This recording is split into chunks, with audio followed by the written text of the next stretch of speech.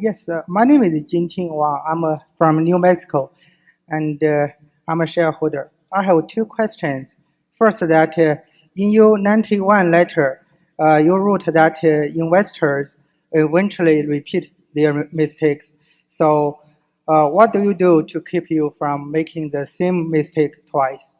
Now, and the second question is, in your 92 letter, you wrote that you attempt to deal with the problem of future earning in two ways. First is the business you understand, and the second is the margin of safety. And you said they are equally important. But if you cannot find the happy combination of faster growth at a low PE, uh, which one do you think is more important? Faster growth or low PE? That's my two questions. I think we were told by some higher authority which one was more important there for a second. Well, they're bound together. Obviously, if you understood a business perfectly, the future of a business, you would need very little in the way of a margin of safety. So the more volatile the business is, or possibility is, but assuming you still want to invest in it, the larger the margin of safety.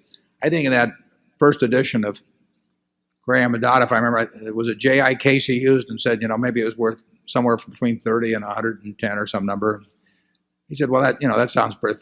How much good does that do you to know that it's worth between 30 and 110? Well, it does you some good if it's selling below 30 or above 110. And you need a large margin of safety. Well, if you're driving a truck across a bridge that says it holds 10,000 pounds and you've got a 9,800 pound vehicle, if the bridge is about 6 inches above the crevice that it covers, you may feel okay. But if it's over the Grand Canyon, you may feel you want a little larger margin of safety in terms of only driving a 4,000 pound truck or something across. So it depends on the nature of the underlying risk. We don't get the margin of safety now that we got in a 1973-4 period, for example. The biggest thing to do is understand the business. If you understand the business and get into the kind of businesses where surprises, by the nature, surprises are few, and we think we're largely in that type of business.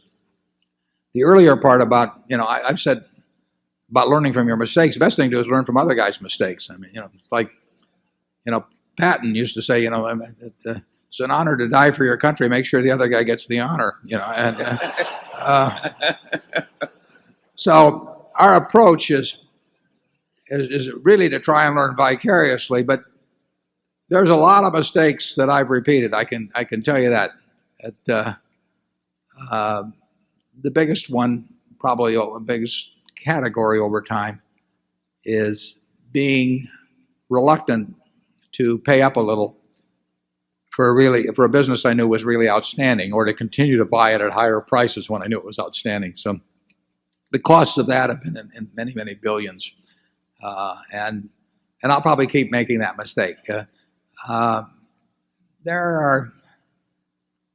mistakes are made when there are businesses you can understand and they're attractive and you don't do something about it. I don't worry at all about the mistakes that come about because when I met Bill Gates, I didn't buy Microsoft or something. That's not my game. But the mistakes are made most of our mistakes have been mistakes of omission rather than commission. Charlie?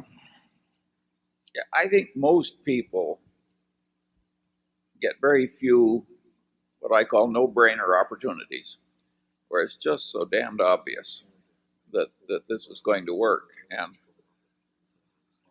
since they are very few and they may be separated by periods of years, I think people have to learn to have the courage and the intelligence to step up in a major way when those rare opportunities come by.